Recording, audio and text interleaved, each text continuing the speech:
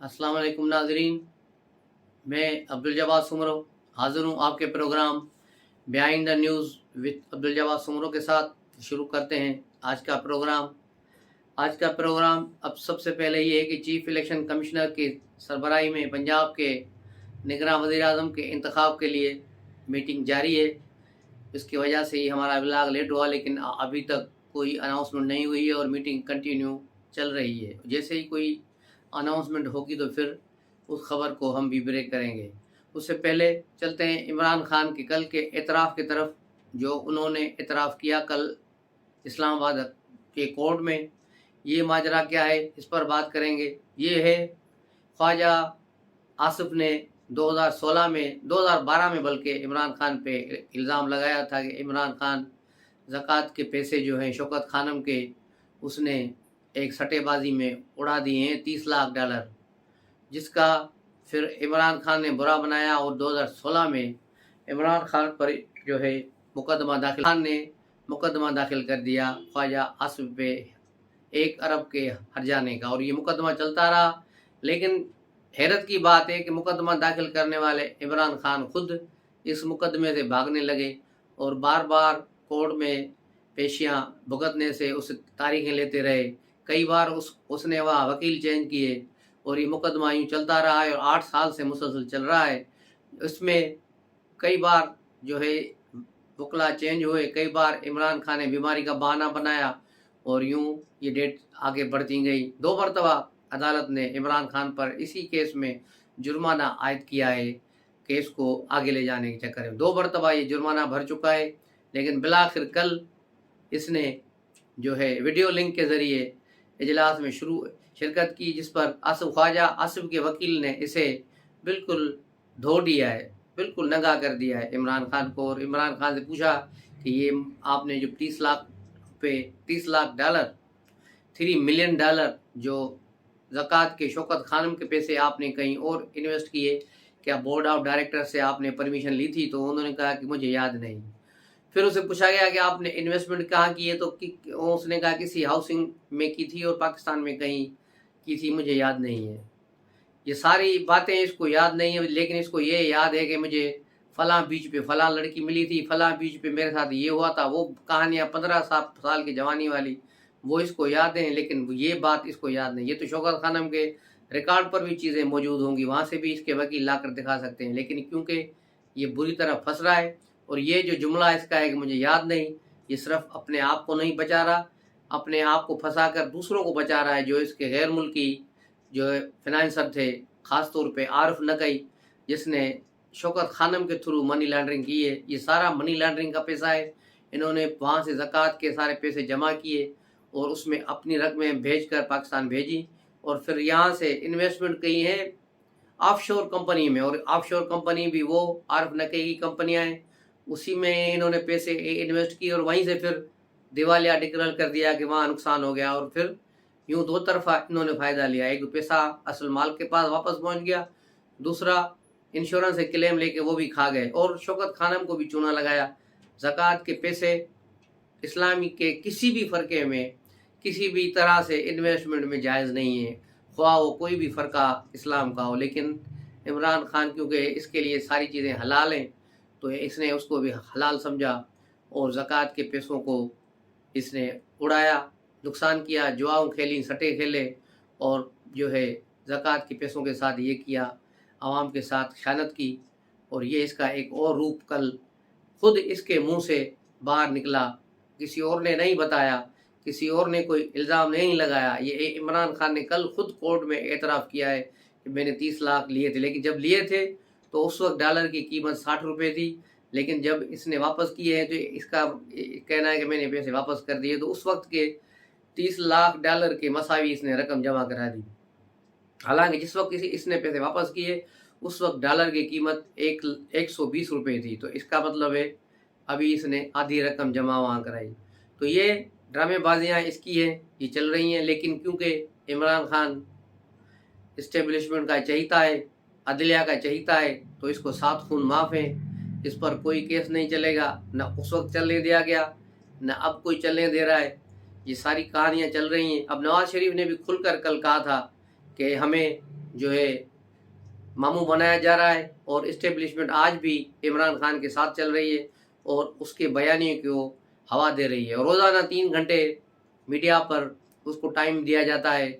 उसको क्यों नहीं रोका जा रहा कि जब वो अदलिया को गालियां दे रहा है, फ़ौज को गालियां दे रहा है, इस्टेब्लिशमेंट जनरल बाजवा को गालियां दे रहा है, लेकिन ये फिर भी अंदर से उसकी सहूलतकारी जारी रखे हुए हैं और क्योंकि मजबूर हैं, क्योंकि वो अब इमरान खान की गालियां मज़ीद बर्दाश्त नहीं कर सकते, इसलिए उन गालियों से बचने के लिए भी वो इसकी सपोर्ट कर रहे हैं। अंदरूनी खाना काम चल रहा है। इसको जो 20 नशस्तें पंजाब असम्बली की दिलाई गई, उसमें भी यही कहानी का कार फरमा थी। उसके बाद भी ये सहूलतकारी जारी है और अदलिया की तरफ से भी ये सहूलतकारी चल रही है। जब जो है सुप्रीम कोर्ट ने डिसीजन दिया था हमजा शरीफ की गवर्नमेंट ख़त्म करके परजलाई वाली, तो उस वक्त भी जनरल बाजवा का रोल नुमाया था और जनरल बाजवा के ही प्रेशर पर फिर अदलिया ने अपना फैसला बदल दिया। पहले कहा कि पार्टी लीडर जो है उसका हक है कि वो अपनी जमात को जो लाइन देगा उस पर चलना है, लेकिन परजलाई वाले केस में कहा कि नहीं, पार्लियामानी लीडर जो फैसला करेगा वही होगा। पार्टी लीडर जाके छोले बेचे उसका कोई काम नहीं है, उसका कोई बयानिया नहीं चलेगा, पार्लियामानी लीडर चलेगा। ये बंदयाल एंड कंपनी का फैसला था जिसे पूरी दुनिया में मजाक उड़ाया गया क्योंकि अदलिया प्रेशर में थी और उन्होंने इसके हक में फैसला दिया। और ये जो बात कही जाती है पीटीआई की तरफ से कि 9 अप्रैल की रात को 12 बजे अदलिया खुल गई और ये हो गया, तो अदलिया कोई जमहूरियत के खुशी में नहीं खुली थी, अदलिया कोई आइन के फेवर में नहीं खुली थी, अदलिया किसी के प्रेशर में खुली थी और उनका बुनियादी मकसद ये था कि जनरल बाजवा ने अपनी कुर्सी बचानी थी और जनरल फैज़ क्योंकि आर्मी चीफ बनने की कोशिश कर रहा था और इमरान खान उस फैसले को करने वाले थे, लेकिन जनरल बाजवा ने सारी कहानी उलट दी और ये सारी 2 जनरलों की लड़ाई थी। इसमें न आइन था न जमहूरियत थी, अदलिया उसके दरमियान थी और वो इसका एक हिस्सा थी। बंदयाल एंड कंपनी उस खेल का हिस्सा थी जो खेल बिल्कुल नुमाया और खुल चुका है। उसके अलावा नवाज शरीफ साहब ने जो बयान दिए और कहा कि अब वो उन सारे किरदारों को नहीं छोड़ेंगे जिन्होंने भी उनके खिलाफ साजिशें की हैं, एक एक किरदार को हम देखेंगे। तो उसके बाद ही उन किरदारों का ख़ास आदमी फैसल वाडा ने हम टीवी पर जो इंटरव्यू दिया वो भी खासी अहमियत का हामिल है। उसमें उसने क्लियर कहा कि जनरल फैज़ के पास जो है इन सब की ऑडियो वीडियोज़ हैं, जैसे ये कोई बात करेंगे या मुखालफत करेंगे तो वो चीज़ें सामने आना शुरू हो जाएंगी। तो इसका मतलब है ये नवाज लीग को भी धमकी थी, इमरान खान को भी धमकी थी कि ये हो, लेकिन इमरान खान से ज़्यादा नवाज लीग वालों को धमकाया जा रहा है कि अब आपने मज़ीद नहीं जो बोलना। अब सूरत हाल बड़ी दिलचस्प होती जा रही है, सूरत हाल बिल्कुल दिलचस्प है। मरियम नवाज भी 27 तारीख को लंदन से निकलेंगी, एक दिन वो दुबई में रुकेंगी और 28 तारीख को लाहौर पहुंचेंगी। उसकी तैयारियों के इस्तकबाल की तैयारियां भी जारी हैं, वो भी आएंगी तो उसके बाद इनका बयानिया मज़ीद तेज़ होगा। आज जावेद लतीफ़ ने भी लाहौर में धुआंधार प्रेस कॉन्फ्रेंस की और इन किरदारों की जो है धज्जियाँ उड़ा दी हैं और इमरान खान को भी कहा और आज भी कहा, उसने भी यही बात की कि इस्टेब्लिशमेंट अब भी जो है न्यूट्रल नहीं है। अगर न्यूट्रल होती तो इसको इतनी एज क्यों दी जा रही है मीडिया पर और इसको इतनी पजीराई क्यों मिल रही है और इसको इतना बड़ा प्रोटोकॉल क्यों है। और बिल्कुल सही बात है और इसको ये कोर्टों में भी नहीं जा रहा, अदलिया में भी नहीं जा रहा। जब ज़मानत के लिए ये शर्त होती है कि मुल्ज़िम को वहाँ जाना चाहिए, लेकिन ये कभी नहीं गया और इसको घर बैठे ज़मानत मिल जाती है, अदालत बुलाती है तो जाता नहीं। और वीडियो लिंक से ये किस मुजरम को सहूलत हासिल है तो घर से वीडियो लिंक पर अदलिया के फिर किसी जो है कोर्ट में वहाँ हाजिरी देकर जान छुड़ाए। इस तरह किसी को है, किसी पाकिस्तानी को, पूरे पाकिस्तानी कौम को इन्होंने शुदर बनाया हुआ है और ये 1% ब्राह्मण हम पर जो हुक्मरान हैं यही इसके रूल ऑफ लॉ इनके लिए, आम आदमियों के लिए कोई है ही नहीं। और इमरान खान जो रोज़ रूल ऑफ लॉ की बात कर रहा है, कल भी कह रहा था कि जो है बरतानिया में वज़ीर आज़म पर जुर्माना हो गया, ये देखो रूल ऑफ लॉ है और यहाँ नहीं है। यहाँ तुम ही नहीं करना पा रहे, तुम कौन सा रूल ऑफ लॉ चाहते हो? तुम वो रूल ऑफ लॉ चाहते हो जिसमें पीटीआई और तुम्हारी पार्टी पर कोई आंच ना आए, बाकी दूसरे सारे जेलों में हो। तुम्हारा रूल ऑफ लॉ ये है। नहीं तो जिस रूल ऑफ लॉ की तुम बात कर रहे हो तो 9 महीने पहले तुम्हें अंदर जेल में होना चाहिए था। तुम्हारी जो हरकतें हैं, तुम्हारी सेक्स ऑडियोज, सेक्स वीडियोज़, तुम्हारे जो है मनी लॉन्ड्रिंग के केसेस, ये सारी चीज़ें अब तो तुम खुद से कह रहे हो, मुँह से कह रहे हो कि तुमने $30 लाख की खयानत की। जो शौकत खानम के पैसों में, वो तो बहुत अमाउंट होगा। अभी तो ये 30 लाख खुले हैं, अभी तो बहुत सारे अमाउंट है। तुम्हारा पूरा खानदान शौकत खानम के पैसों पे पल रहा है। तुम्हारी बहनें भी वहाँ डायरेक्टर हैं जो बड़ी बड़ी तनख्वाहें ले रही हैं। ये सब कहाँ से आ रहे हैं पैसे? ये सारे आवाम के पैसे पर मौज मेला हो रहा है तुम लोगों का। तुम लोगों ने इस मुल्क के मजाक बनाया हुआ है और तुम्हें इस्टेब्लिशमेंट के लाडले होने की वजह से कुछ नहीं कहा गया। लेकिन अब चीज़ें बदलेंगी और अगले इंतखाबात तक बहुत सी चीज़ें तब्दील हो जाएंगी। उसके अलावा इमरान खान ने कल एक इंटरव्यू दिया और इस इंटरव्यू में उसने क्लियर बताया कि नवाज शरीफ को बाजवा ने फंसाया था। उसमें 2 ब्रिगेडियरों को, JIT में ब्रिगेडियरों को जो है बाजवा ने बिठाया था और उन्हीं 2 ब्रिगेडियरों ने नवाज शरीफ को नाअहल कराया। तो ये इमरान खान का कल का इंटरव्यू जो तजादात से भरा हुआ इंटरव्यू था, लेकिन इसके इंटरव्यू की रोशनी में, इसकी गवाही पर ये कहा जा सकता है कि अब इमरान खान जो है खुल के सामने आ गया है और उसने बाजवा पे इल्ज़ाम लगाए। इसलिए अब नवाज शरीफ की बेगुनाही का मज़ीद एक सबूत और आ गया कि इमरान खान भी अब अपने मुंह से कह रहा है कि नवाज शरीफ को फंसाया गया। तो ये सारी चीज़ें अब खुल के सामने आ रही हैं और सब लोग इसको देख रहे हैं। इस्टेब्लिशमेंट का खेल दिलचस्प हो गया है।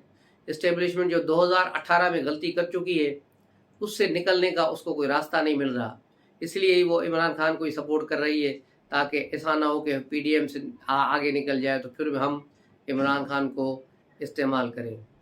तो ये ड्रामा ये चलता रहेगा, इस्टेब्लिशमेंट का दोहरा खेल भी चलता रहेगा जब तक इस्टेब्लिशमेंट को अब तक सुधरना चाहिए था, लेकिन अभी तक ये नहीं सुधरे और जो है इनके सुधरने का कोई चांस भी नज़र नहीं आ रहा।